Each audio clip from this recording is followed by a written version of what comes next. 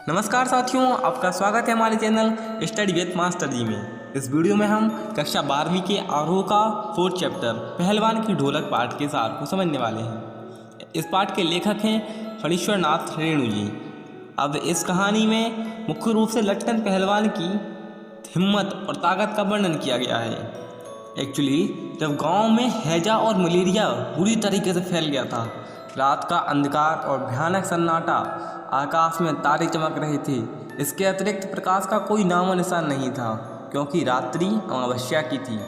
जंगल से गीदड़ व उल्लुओं की डरावनी आवाज़ वातावरण को निस्तब्ध कर रही थी और यदा कदा भंग भी कर रही थी, क्योंकि जब पूरे गांव में सन्नाटा था और उल्लू गीदड़ जंगल से आवाज़ें लगा रहे थे, इसलिए वह सन्नाटे को भंग कर रही थी। झोपड़ियों में पड़े मरीज हरे राम हे राम की टेर लगा रहे थे। बच्चों की निर्बल कंठों से माँ माँ की चीत्कार के साथ रोने की आवाज़ें आ रही थीं। कुत्ते ठंडी के कारण राख के ढेर पर शरीर को सिकोड़कर पड़े थे। जब वे रोते थे तो वातावरण में दहशत फैल जाती थी। लट्टन पहलवान की ढोलक। रात्रि के इस भयावह वातावरण में लट्टन की पहलवान की ढोलक निरंतर बजती रहती थी। दिन हो या रात, ढोलक की आवाज़ चट धा गिड़ धा चट धा आजा भिड़ जा, मतलब इसका अर्थ होता है आजा भिड़ जा, आजा बीच बीच में चटक धा, यानी उठ आकर पटक दे। इस तरह की वो आवाज़ें निकाला करता था पहलवान की धागा समझ से।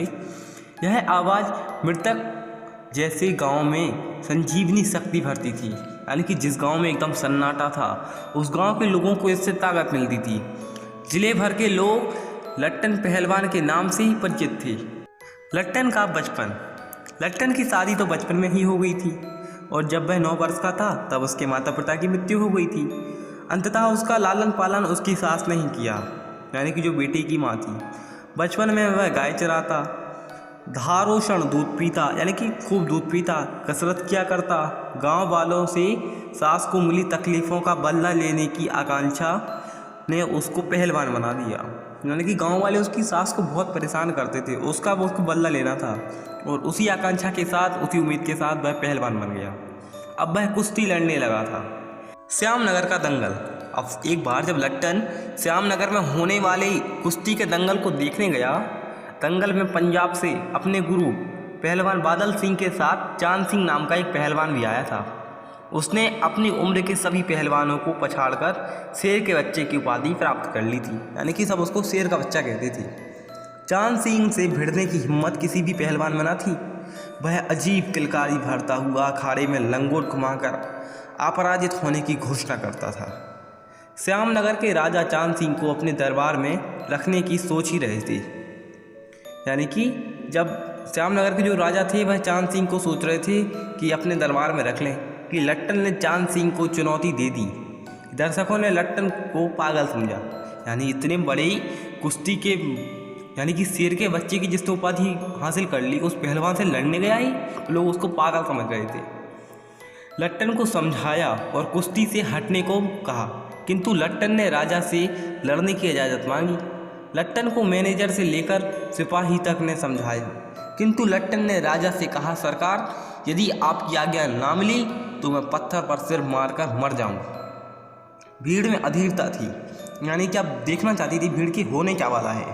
पंजाबी पहलवानों का समूह लट्टन को गाली दे रहा था। अब यहाँ से पंजाब वाले जो पहलवान आए थे उसको लट्टन को गालियाँ देने लगे। चांद सिंह खड़ा मुस्कुरा रहा था। कुछ लोग लट्टन को लड़ने की अनुमति देना चाहते थे। बेबस राजा ने अनुमति दे दी। अब राजा भी बेबस हो गया कि अब अनुमति दे दूँ जब जनता भी चाहती है। बाजे बजने लगी, किंतु लट्टन का ढोल भी अपनी धुन पर बज रहा था। चांद सिंह ने लट्टन को कसकर दबा लिया। अब जैसे कुश्ती शुरू हुई तो उसने खूब कस के उसकी गर्दन पकड़ ली और कोहनी डालकर चित्त करने की कोशिश करने लगा चांद सिंह। दर्शक पर चांद सिंह का गुरु बादल सिंह चांद सिंह को उत्साहित कर रहे थे, यानी कि वहाँ पर जितने भी लोग थे वह सोच रहे थे कि चांद सिंह जीत जाए, इसलिए उसको उत्साहित कर रहे थे खूब। लट्टन की आंखें बाहर निकल रही थीं, छाती फटने को हो रही थी। उसके साथ केवल ढोल की आवाज़ ही थी, जिसकी ताल पर वह अपनी शक्ति, हिम्मत और दांव पेच की परीक्षा ले रहा था। उसको केवल भरोसा था तो केवल अपने ढोल की आवाज़ पर। ढोल ने धाक धिन तिरकट तिना की आवाज़ दोहराई, अर्थात लट्टन ने लगाया, मतलब उसका मीन्स लट्टन ने ये समझा कि दाव काट बाहर हो जा, और लट्टन ने नीचे से निकलकर चांद सिंह की गर्दन कब्जा कर ली। ढोल ने चटाक धा, यानी कि उसने अर्थ लगाया उठाकर पटक दी। कहा कि लट्टन ने चांद सिंह को जमीन पर दे मारा, यानी कि जैसे ढोल बजा चटाक धा उठाकर पटक दिए, लट्टन ने उसका मीन्स ये लगाया, और चांद सिंह को उसने उठाकर जमीन पे दे मारा। ढोलक ने धिना धिन धिनक धिन धा की आवाज़ निकाली और चांद सिंह को लट्टन ने चारों खाने चित्त कर दिया। ढोलक ने धा गिड़ धा धा, यानी कि वाह बहादुर वाह की ध्वनि निकाली। उसने अपने अनुसार ही मतलब मीन्स लगाया कि ढोलक कहना क्या चाहती है उससे। जनता ने माँ दुर्गा की, महावीर की और राजा श्यामानंद की जय जयकार की। लट्टन ने श्रद्धापूर्वक ढोल को प्रणाम किया और राजा साहब को गोद में उठा लिया। राजा साहब ने लट्टन को शाबाशी देते हुए कहा, लट्टन को सदा के लिए दरबार में ही रख लिया और कहा कि तुम मेरे दरबार में रहोगे। पंजाबी पहलवान चांद सिंह के आंसू पोंछ रहे थे, यानी कि अब जो पंजाब के पहलवान थे वह चांद सिंह के आंसू पोंछ रहे थे, और दूसरी ओर राज पंडित व क्षत्रिय मैनेजर तभी जवान में उसकी नियुक्ति का विरोध कर रहे थे, यानी कि वो नहीं चाहती कि उसको दरबार में रखना चाहिए। उनका तर्क था कि लट्टन क्षत्रिय नहीं है, यानी कि वह क्षत्रिय कुल का नहीं है। राजा ने तर्कों को खारिज कर दिया और लट्टन के लिए सारी व्यवस्था कर दी। लट्टन ने भी कुछ पहलवानों को कुछ ही दिनों में बस आसमान दिखा दिया, यानी कि उनको भी समझा दिया अच्छे से, और जिनमें काला खां नाम का एक प्रसिद्ध पहलवान भी था। अब लट्टन के राजा के दरबार में 15 वर्ष क्षेत्र के सभी पहलवान लट्टन से हार चुके थे। अब लट्टन जो था वह देखने लायक दर्शनीय जीव बन गया था। वह मेलों में जो मेले लगते थे उनमें घुटने तक लंबा चोगा पहने अस्त व्यस्त पगड़ी बांधे, यानी कि कैसी भी पगड़ी बांध के मतवाले हाथी की तरह घूमता चलता था, यानी कि अब जैसे हाथी चलता है ना ऐसे मतवाला एकदम कुछ फिक्र नहीं, वैसे ही। हलवाई के आग्रह पर वह 2 से रसगुल्ले खाता था, 8-10 पान एक साथ मुँह में ही रख लेता था। वह बच्चों जैसे शौक करता था, जैसे बच्चे छोटे छोटे होते ना उनको शौक होते वैसे वह शौक करता था। यथा आँखों पर रंगीन अवरक का चश्मा, यानी रंगीन चश्मे पहनते होते जैसे लाल चश्मा, नीला पीला ऐसे चश्मे, हाथ में खिलौनों को नचाता, मुख से पीतल की सीटी हो जाता, हंसता हुआ लौटता। दंगल में उससे लड़ने की हिम्मत कोई नहीं करता था। यदि कोई लड़ना चाहता तो राजा साहब अनुमति नहीं देते थे। इस प्रकार 15 वर्ष बीत गए। उधर पहलवान की सास और पत्नी दोनों मर चुकी थी, यानी कि जो घर पे थे। लट्टन के 2 पुत्र थे, दोनों ही पहलवान थे। लड़कों को देखकर लोग कहते, वाह बाप से भी बढ़कर निकलेंगे। दोनों ही लड़के राज दरबार के भावी पहलवान घोषित हो चुके थे। तीनों का भरण पोषण दरबार से हो रहा था, यानी कि राजा साहब ही कर रहे थे। लट्टन ने लड़कों से कहा, मेरा गुरु कोई आदमी नहीं, ढोल है। अंततः अखाड़े में उतरने से पहले ढोल को प्रणाम करना। उसने लड़कों को पहलवानी के सब गुण सिखा दिए, यानी कि एक जो पहलवान के अंदर गुण होने चाहिए वह उसने अपने सभी लड़कों को, मतलब दोनों लड़कों को सिखा दिया। राजा की मृत्यु। अचानक राजा का स्वर्गवास हो गया और नए राजकुमार ने विलायत से लौटकर राजकाज अपने हाथ में ले लिया। राजकुमार ने प्रशासन को चुस्त दुरुस्त करने की दृष्टि से तीनों पहलवानों की छुट्टी कर दी, यानी कि उनको दरबार से निकाल दिया। अंततः तीनों बाप बेटे ढोल कंधे पर रखकर अपने गांव लौट आए।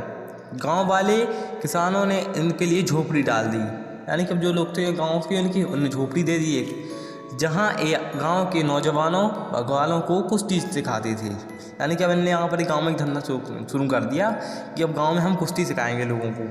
खाने पीने का खर्च और जिम्मेदारी गांव वालों ने ले ली थी, किंतु गांव वालों की व्यवस्था भी ज़्यादा दिन ना चल सकी, यानी कि अब कितने दिन कोई खाना पीने का खर्चा किसी का उठाएगा।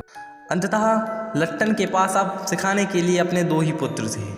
अब वह अपने दोनों पुत्रों को ही सिखाता था और ज़्यादा गांव वाले नहीं आते थे उसके पास सीखने के लिए। लट्टन का अंतिम समय। गांव पर भयानक संकट आया। पहले सूखा पड़ा जिसमें अन्न की कमी हो गई, और फिर मलेरिया और हैजा का आक्रमण हुआ। गांव में घर के घर खाली हो गए। प्रतिदिन 2-3 मौतें होने लगीं। लोग एक दूसरे को ठाठसवान थे, यानी कि विश्वासवान थे। सूर्यास्त होते ही वे गांव में घुस जाते, घरों में घुस जाते थे। सब चुप रहते, ऐसे में केवल पहलवान की ढोलक ही बजती थी, यानी कि लट्टन पहलवान अपनी ढोलक बजाता था। गांव के अर्धमृत औषधि उपचार स्वास्थ्य विहीन प्राणियों की ढोलक की आवाज़ संजीवनी भरती थी, यानी कि जो लोग आधे मर चुके थे, अधमरे लोगों के अंदर लट्टन पहलवान की ढोलक संजीवनी शक्ति का काम करती थी, भरती थी। जब गांव में ऐसी हालत आ गई, ऐसी स्थिति में एक दिन लट्टन के दोनों बेटे भी चल बसे। एक लंबी सांस लेकर लट्टन ने कहा, दोनों बहादुर गिर पड़े, यानी कि अपने दोनों बेटों के लिए कहा कि वो दोनों गिर पड़े। उस दिन लट्टन ने राजा साहब द्वारा दी गई रेशमी जांघिया पहनी, शरीर में मिट्टी मलकर कसरत की और फिर दोनों पुत्रों को कंधे पर लादकर नदी में बहाया।